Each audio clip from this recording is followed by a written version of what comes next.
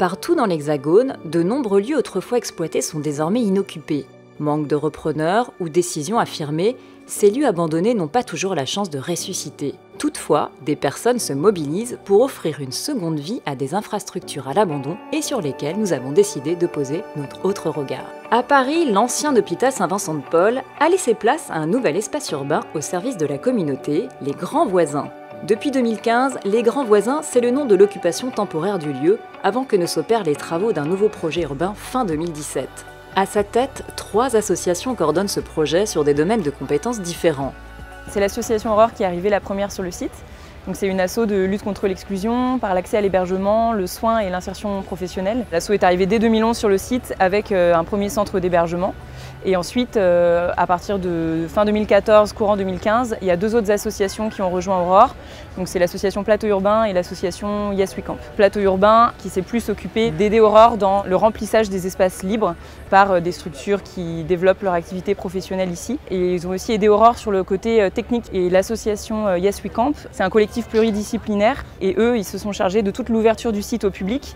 C'est vraiment ces 3 assos qui coordonnent, on va dire, ce projet global des Grands Voisins. L'objectif premier, c'était quand même pour l'association Aurore d'héberger des personnes dans ces espaces-là. Et ensuite, rapidement, l'objectif très général, ça a été de créer un lieu de mixité et de cohabitation des publics et des usages. Au cœur de 15 000 m² d'espace, des centres d'hébergement permettent d'accueillir de façon temporaire des personnes sans domicile et des espaces de travail pour associations et entreprises qui cohabitent pour le plus grand plaisir des résidents. L'asso Aurore est toujours en recherche d'espace pour loger les personnes qui sont dans le besoin puisqu'il y a beaucoup plus de demandes que de places disponibles. Sur le site d'un ancien hôpital, c'était intéressant pour Aurore de venir s'installer. C'était déjà des chambres, c'était assez simple à investir. Là, il y a 600 personnes qui sont hébergées sur le site.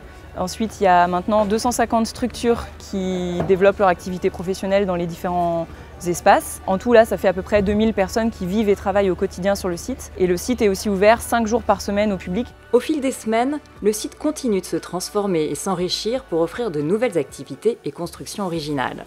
Ce qu'on essaie de faire ici, je pense, c'est vraiment d'essayer de décloisonner tout ce qui d'habitude est bien hermétique et qui ne se mélange pas forcément. Quand je parle d'échanges et de rencontres, c'est vraiment essayer de faire vivre ensemble et cohabiter des gens qui ne se croisent pas forcément au quotidien dans la société ou dans la ville telle qu'on la voit aujourd'hui. Nous, les valeurs qu'on porte, c'est vraiment des valeurs d'échange, de partage, de vivre ensemble, de bienveillance aussi énormément. C'est ce qu'on essaye aussi d'infuser autour de nous dans la ville où là, par exemple, dans le cadre du futur projet d'écoquartier qui va avoir lieu ici, on échange beaucoup avec les porteurs du projet d'après, qui observent beaucoup ce qui se passe ici, pour faire en sorte que ce qu'on a commencé à essayer de faire germer là puisse quand même aussi perdurer pour la suite.